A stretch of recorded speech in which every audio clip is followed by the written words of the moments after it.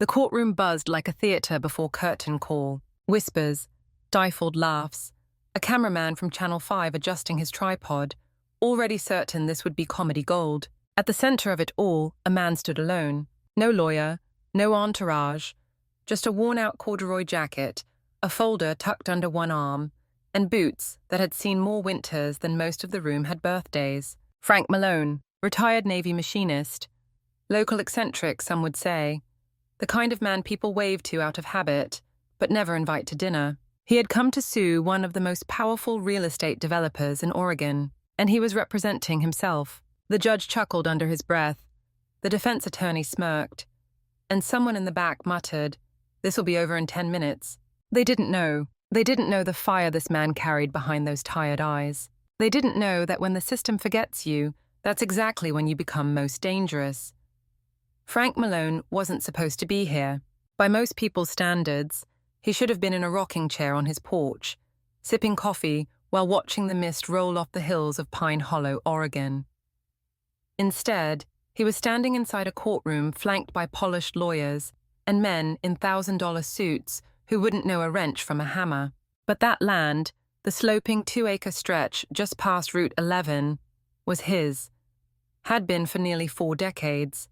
It was where he built his first home, where he buried his dog, where he fixed up his truck every spring and chopped firewood through winter. Then came Trevor Harlan, a name that filled headlines, CEO of Harlan Ridge Properties, luxury condos, golf resorts, political donations, untouchable. And now, he was building the Palisades at Pine Hollow, a sleek, 40-unit complex with rooftop views and private elevators. There was just one problem. A corner of that glistening development, concrete and steel, was sitting directly on Frank's land. At first, Frank thought it was a mistake.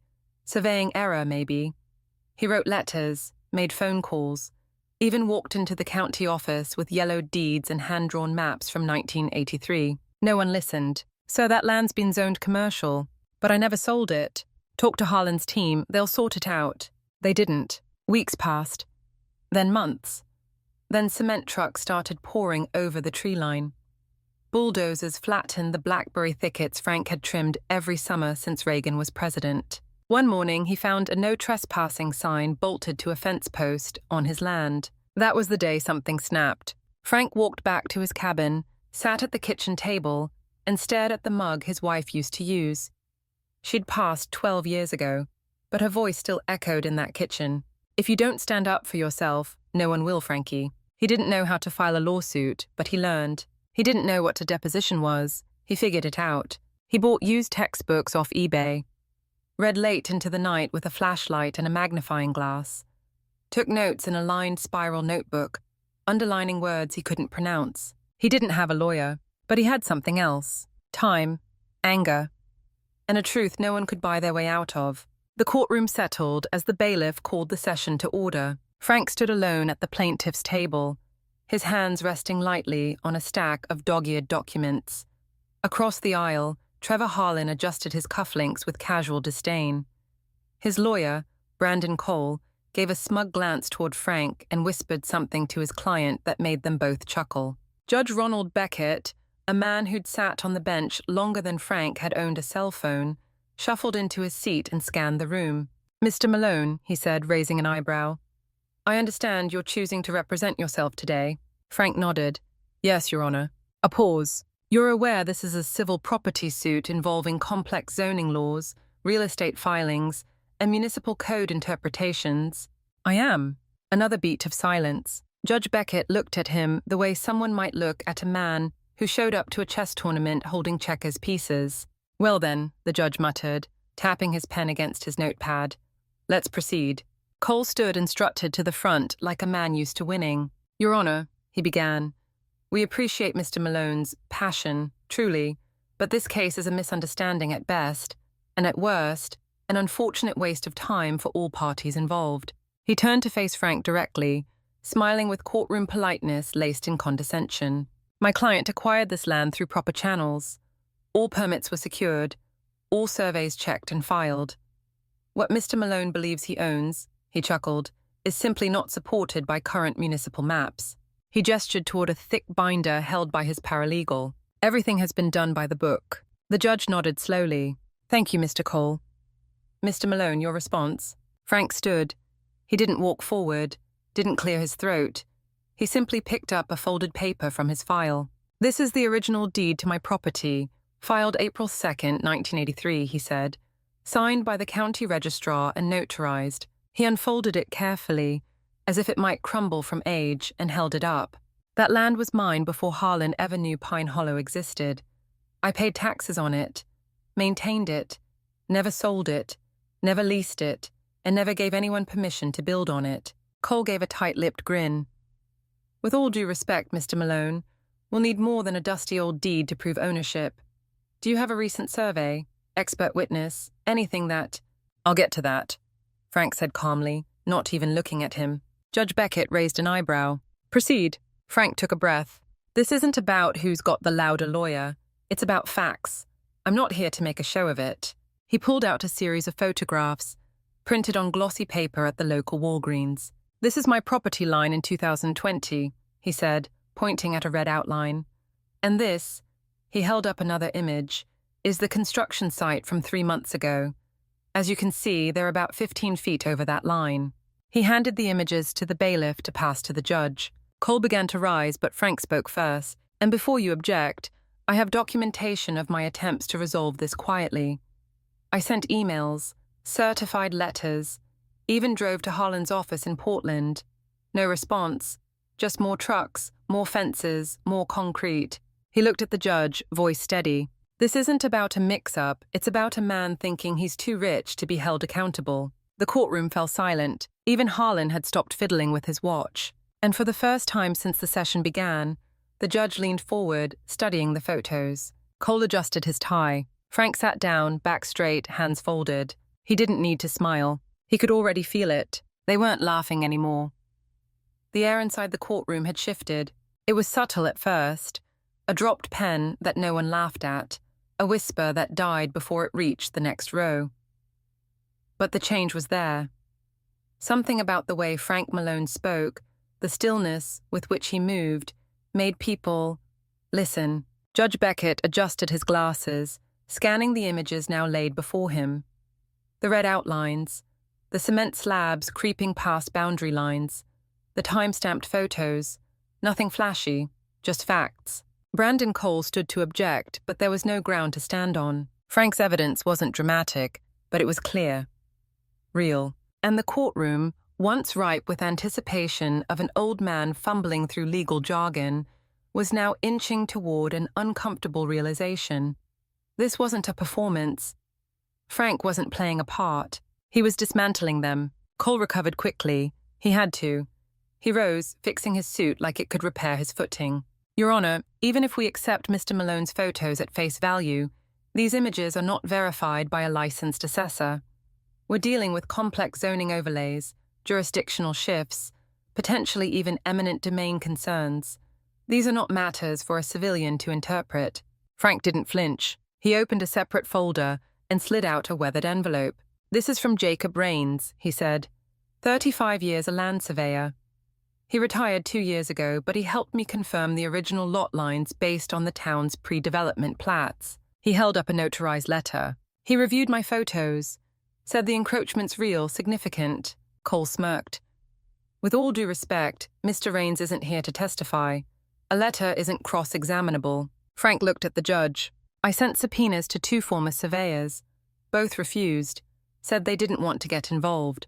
Judge Beckett leaned back. It wasn't the letter that bothered him. It was the fact that others were afraid. Cole pressed on. Even if boundaries were crossed, which we contest, this is a civil matter, not a criminal one. We maintain that any overlap is accidental due to discrepancies in legacy documentation. Frank stood again slowly. His voice was lower now, but every word landed like a nail. I gave them every chance to fix it, he said.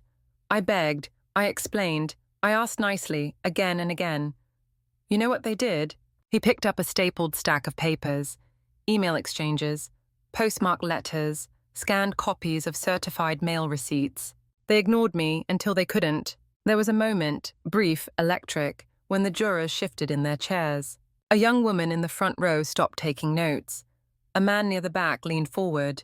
It wasn't sympathy. It was respect. Then Frank pulled out something else. A photograph. It showed a metal gate, freshly installed, with a white private property, no entry sign mounted right in the center. That was taken 3 weeks ago, he said, holding it up. That's the fence they put across the trail I cleared with my wife 35 years ago. He didn't raise his voice. He didn't need to. The image said more than a closing argument ever could. Cole stood again, but his steps weren't as sure. Your Honor, permission to call my client to briefly clarify ownership protocol on construction permits. Judge Beckett raised a hand. Later, I want to hear more from Mr. Malone. Cole sat, and for the first time, he didn't smile. Frank continued. He pulled out a worn legal pad. Pages filled with notes, tabs, sticky flags. For the past 6 months, I've studied everything I could get my hands on. Land use law, easement rights, zoning history. Hell, I even printed county statutes back to 1952. A quiet chuckle came from somewhere in the jury box. Not mocking this time. Almost impressed. Frank didn't react. He flipped to a marked page and read aloud. Any private construction that knowingly proceeds onto land not legally acquired shall be subject to injunction, forfeiture of property gains, and civil penalties. Oregon Code 74B, subsection 8. He looked directly at Harlan, who hadn't spoken once. I'm not quoting Hollywood.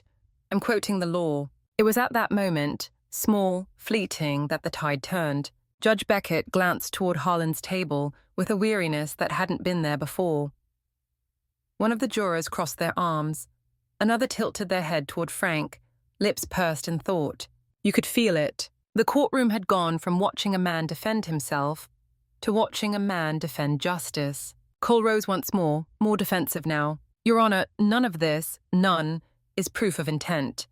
My client followed every necessary process. If there was an oversight, it was bureaucratic, not malicious. Frank didn't interrupt. He waited. Cole turned to the jury, voice smooth but cracking at the edges. We are being distracted by sentiment. This is a legal case, not a moral debate. Frank finally stood, walking to the evidence table. No drama, no theatrics, just movement, purpose. He picked up one more piece of paper. This is a cease and desist letter I hand-delivered to Harlan Ridge's site foreman. Dated February 14th, Valentine's Day. I remember because it was my wife's favorite. He held it out. They kept pouring concrete 2 hours later. He turned slowly toward the jury. This isn't about zoning. This isn't about missed paperwork. This is about someone thinking they're above consequences. And then came the pause. The deliberate silence. That veteran's silence. The kind that lets truth echo louder than words. Frank nodded once, then sat. He didn't gloat. He waited. The courtroom was still. Brandon Cole shuffled some papers. Trevor Harlan leaned back, arms crossed, but his eyes had lost their edge. Judge Beckett cleared his throat. Mr. Cole, he said, do you have additional witnesses? Not at this time, Your Honor, Cole said, though his voice lacked conviction. Then I believe we can move forward with discovery requests and evidentiary submissions. He turned to Frank. Mr. Malone, your filings, though informal, are thorough. I'd like to request a digital copy of all materials entered into record. Frank nodded, already backed up on USB. He reached into his coat and handed it to the bailiff. Even the court clerk raised an eyebrow. He had come prepared. As proceedings adjourned for the day, the courtroom didn't erupt into chatter the way it had that morning. People whispered, but it wasn't about Frank's jacket or his lack of a lawyer. It was about what he had just done. He had walked into a room built to break people like him, and bent it back towards something that felt a lot like justice. The next morning, the energy in the courtroom felt dense. Not electric, not chaotic, heavy. Frank Malone arrived early, same jacket, same boots, same quiet stride. He placed his worn folder on the table and sat, still like the base of a mountain, on sin. Across the aisle, Brandon Cole was less relaxed than the day before. He shuffled his files more often, whispered more sharply to his paralegal, and sipped his coffee too quickly. Trevor Harlan, the developer, wore a darker suit this time, and the arrogance on his face had hardened into something meaner, controlled but cracked. The judge entered, the jury returned, and then it happened. Frank stood, calm, purposeful. Your Honor, he said, I'd like to call a witness to the stand. Beckett blinked. You have another witness, Mr. Malone? Yes, sir. He came forward last night after reviewing testimony. Cole stood abruptly. Objection.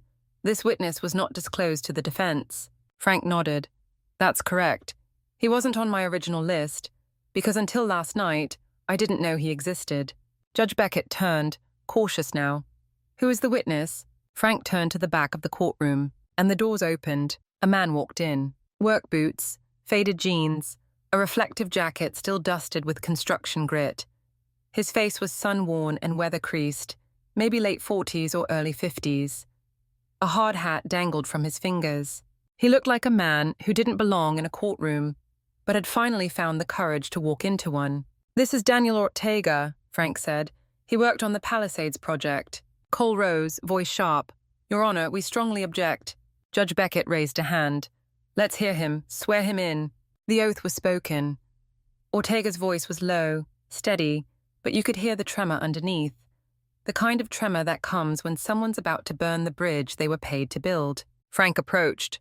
Mr. Ortega, he said gently, what was your role on the construction site? I was the senior foreman, Ortega replied. I oversaw site prep, foundation pouring, and ground clearance. Who did you report to? Harlan Ridge's site manager, and occasionally to Mr. Harlan's assistant directly. Frank nodded. Were you aware of any discrepancies regarding the property lines? Ortega hesitated, just a second too long. Then he said it. Yes. The word dropped like a lead pipe. A murmur spread across the courtroom. Cole leaned forward, eyes wide. Frank didn't flinch. Can you explain? Ortega looked down for a long beat before raising his head. When we started the prep phase, we were given 2 sets of blueprints. Frank's brow tightened. 2? Yeah, one official, stamped clean for city submission. The other, he exhaled, had internal use only written across the top. That version expanded the southern foundation by 15 feet into your property. Silence. Total silence. Frank stepped closer. Did you question that? Ortega shook his head. At first, no. It's not uncommon to get early versions. But then, when I asked why we were ignoring the surveyor's flags, the site manager told me, and I quote, "Don't worry, it's handled upstairs." Frank's voice was steel now. And you kept building? Yes. Why are you here now? Ortega's mouth tightened. Then he looked straight at Frank. Because I watched yesterday. I saw you stand up there. No lawyers, no spin, just truth. And I realized I didn't want to be the guy who stayed quiet while someone like you got buried by suits. Across the room, Cole was on his feet. Your Honor, this is highly irregular. There's no verified documentation. It's hearsay. Frank turned back to Ortega. Do you have proof? Without a word, Ortega reached into his coat pocket and pulled out a small USB stick. He held it up. This has both versions of the site plans. I backed them up on my own when I noticed the discrepancy, just in case. You could feel it in the room, the shift from tension to tilt. Judge Beckett nodded to the bailiff. Have the clerk examine the contents immediately. Mr. Ortega, please remain available for further questioning. Cole stepped in hard, now rattled. Mr. Ortega, are you alleging that my client, Trevor Harlan, authorized illegal construction on private land? Ortega glanced at Harlan. No, he said. I'm alleging that everyone on that project knew we were building where we shouldn't, and they told us to shut up and keep pouring. Harlan stood suddenly, red-faced. This is insane. That's not what happened. The judge banged his gavel. Mr. Harlan, sit down. Frank took a slow breath, turned to the jury. You want to know why I came here alone? He said softly. Because I knew if I brought a lawyer, I'd be outspent, outmaneuvered, drowned in paperwork. I came here thinking I'd probably lose. He looked at Ortega. But what I didn't expect was that someone inside their machine would finally say, enough. He turned back to the judge. No further questions. As Ortega stepped down, the silence remained. But it was no longer awkward. It was stunned, powerless. The truth had just entered the record, and it couldn't be unseen. Harlan's team huddled in whispers. Cole's voice was sharp, frantic. Across the aisle, Frank sat, still calm. He didn't need to lean back in triumph. He didn't smile. He simply looked forward, like a man watching the first crack spread across the dam. 15 minutes later, the court clerk confirmed the USB files. 2 sets of blueprints, different dates, different measurements, one legal, one not. The judge's tone was clipped, his words precise. This court recognizes the submitted evidence as material and admissible. Cole raised a trembling hand.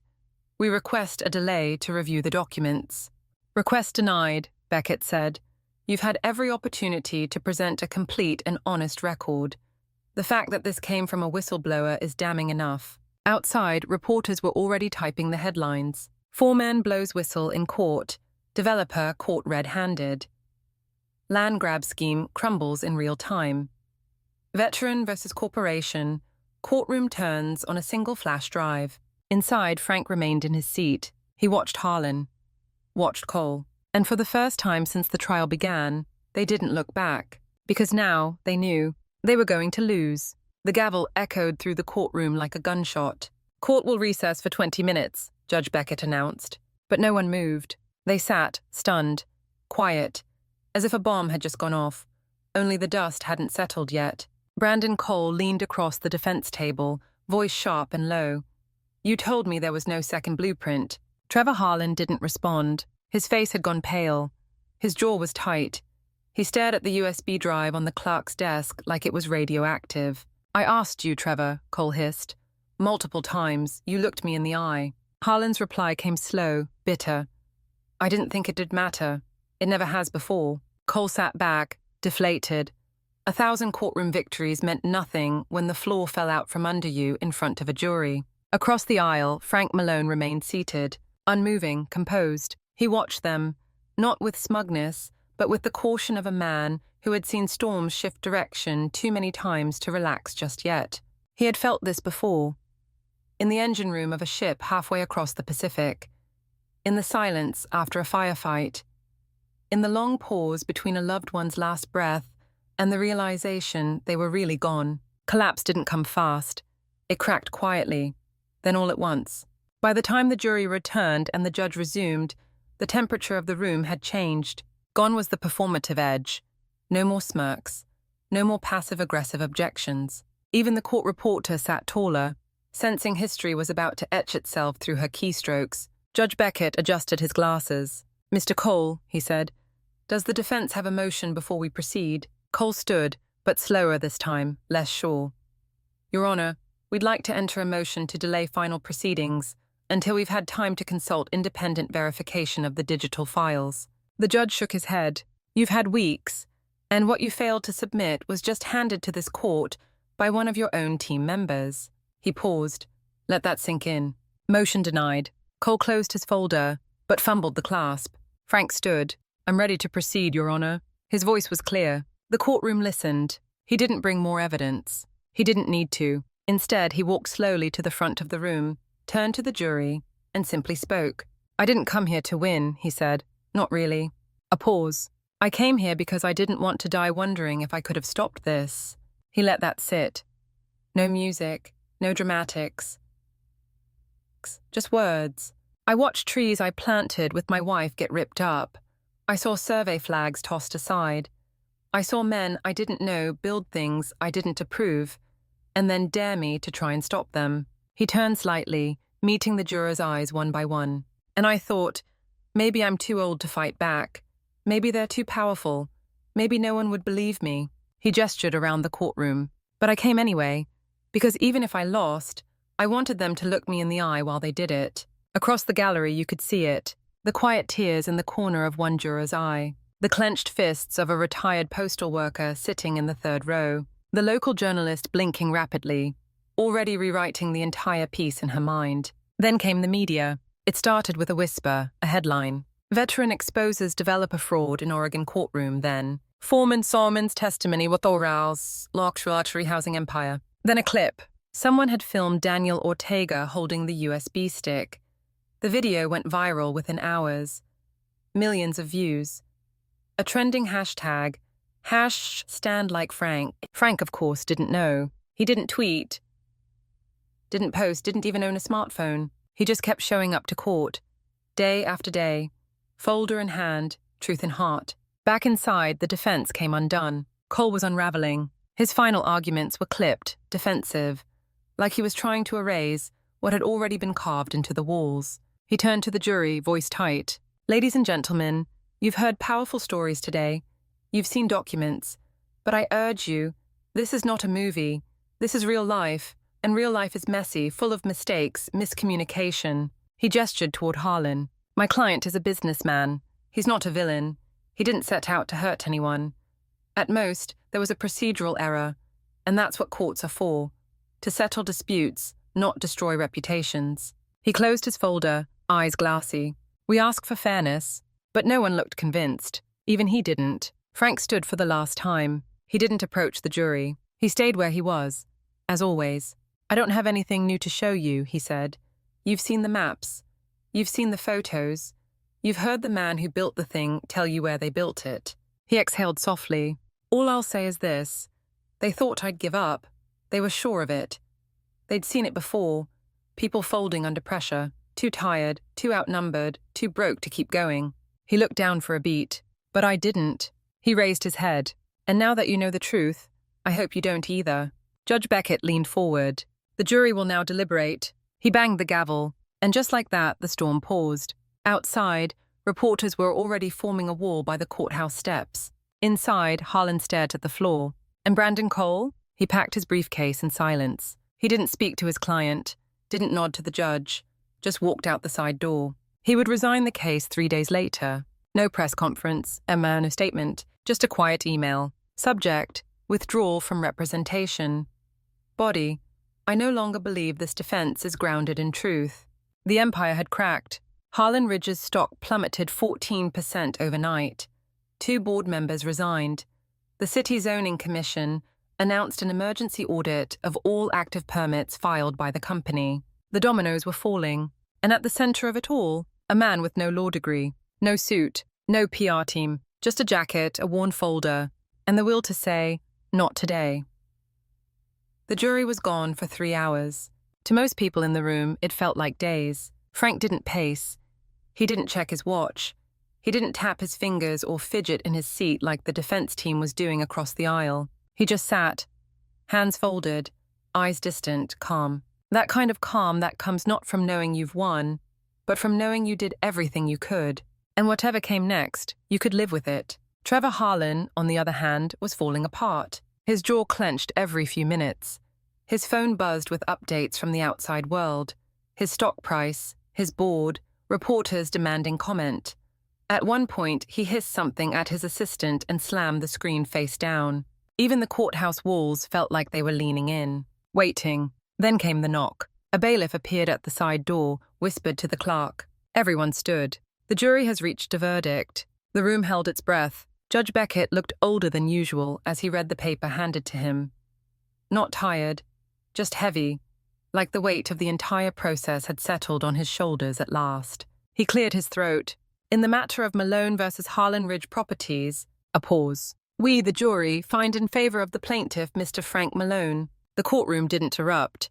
No gasps, no cheers, just stillness, the kind that happens after a storm clears, and all you can hear is your own heart. Beckett continued, we find that the defendant knowingly and unlawfully encroached upon the plaintiff's land. The court awards full compensatory damages, as well as punitive damages in light of the deliberate nature of the violation. A slow inhale echoed from someone in the gallery. Frank didn't smile, didn't react. He just nodded once, as if he already knew. Harlan sat back in his chair like he'd been shot. His mouth twitched once, then froze. He didn't speak, didn't move, didn't even look at Frank. Judge Beckett turned. Mr. Malone, do you wish to make a final statement? Frank stood slowly. His boots creaked against the wood. He didn't walk to the front. He just looked at the jury, the same way he'd looked at Ortega, at the judge, at the defense. Steady, respectful, without anger, without pride. I spent a lot of time thinking about how this might end, he said softly. I figured I'd probably lose, that they'd bury me in paperwork, call me old, call me wrong, call me irrelevant. He glanced toward Harlan, and maybe I am. Then back to the jury. But being right doesn't always come with applause. A pause. You just have to do it anyway. He nodded once more, then sat. Judge Beckett let out a breath through his nose. He gave a small nod, barely perceptible but real. This court acknowledges the verdict and orders the immediate cessation of construction on the encroached property. The defendant shall vacate all unpermitted structures and begin restoration within 30 days. Bang! The gavel dropped, and just like that, It was over. Outside, the world had already begun to spin. The press storm was waiting, reporters crowding the steps, hashtags trending, cameras flashing. But Frank didn't linger. He walked straight down the hallway, through the double doors and into the sunlight. A young reporter caught up. "Mr. Malone, do you have a comment?" He stopped, turned to her. "Just once. Justice doesn't shout," he said. "It doesn't always wear a robe or speak in big words. Sometimes it's just an old man refusing to move when you tell him to." And then he walked away. Behind him, Cole had vanished. And Harlan, he remained seated long after the verdict, long after the courtroom emptied. He stared at the table in front of him, like he could rewind time if he focused hard enough. But the world didn't stop for regret. By that evening, the headlines wrote themselves. Veteran wins landmark case without lawyer. Developer ordered to pay millions after foreman flips. Hash and stand like. Frank, courtroom underdog, becomes symbol of grassroots justice. TV anchors debate what it meant. Activists quoted his closing words. Even law professors assigned the case as reading material. But Frank Malone, he was home, back in Pine Hollow, back on the land he nearly lost. The next morning, he sat on the porch with his coffee. The wind was cool. The trees were quiet again. And for the first time in years, the place felt like it belonged to him again. Not just on paper, but in spirit. The trail he and his wife once cleared was still there, though faint. He'd walk it later, maybe trim back the branches, maybe not. Either way, no one would fence it off again. He didn't need a monument. He had soil, he had sky, he had peace, and that was enough. 3 days after the verdict, Judge Beckett drove out to Pine Hollow. No convoy, no fanfare. Just an old sedan rolling slowly down a dirt road lined with fir trees and early fall leaves curling in the wind. He wasn't wearing his robe, just a brown wool coat and a quiet look on his face. Frank was outside, stacking firewood. He didn't turn around when the car pulled in. He just kept moving, steady, methodical, like always. The judge approached and waited until Frank looked up. "Didn't expect to see you here," Frank said. Beckett smiled faintly. "Figured I owed you a handshake." Frank wiped his hands on his jeans and took it. It wasn't long. Just enough. "You had us all fooled, you know," Beckett added. "I thought I was about to preside over a circus." Frank nodded. "So did I some days." Beckett looked out over the land. The rolling line of evergreens, the small cabin, the scar where the construction site had been, now just raw red dirt. "You keeping it empty?" he asked. Frank looked toward the ridge. "Yeah, I think so. She liked it quiet." Beckett nodded, quietly understanding. He reached into his coat and pulled out a folded slip of paper. An article, clipped from the local newspaper. The headline read, "The man who made the system listen." "I keep this," the judge said, "to remind myself. Not all cases are about the law. Some are about remembering why the law exists." Frank didn't say anything, but he took the paper and folded it slowly. They stood in silence for a while, just breathing the mountain air. Then Beckett turned. "Well, Mr. Malone, you don't need anything from me, but if you ever do—" "I won't," Frank said gently, "but thank you." And with a quiet nod, the judge returned to his car and drove off down the gravel road. That night, Frank sat by the fireplace. The old leather chair creaked when he leaned back. Outside, wind rattled the trees. Somewhere far off, an owl called into the dark. He didn't turn on the TV, didn't check the news. He didn't need to. In a world full of noise, viral clips, breaking news, outraged headlines, sometimes the story that matters most is the one that never asked for attention. Just a man, a piece of land, and a truth that refused to be buried. If you've ever been dismissed, if someone once told you you were too small to fight back, if the system made you feel invisible, then remember this story, not because it ended in victory, but because it started with one man who didn't back down. Leave a comment below. Share this with someone who needs to remember what quiet courage looks like. And if you believe in justice, real justice, stick around. Because stories like this, we're not done telling them.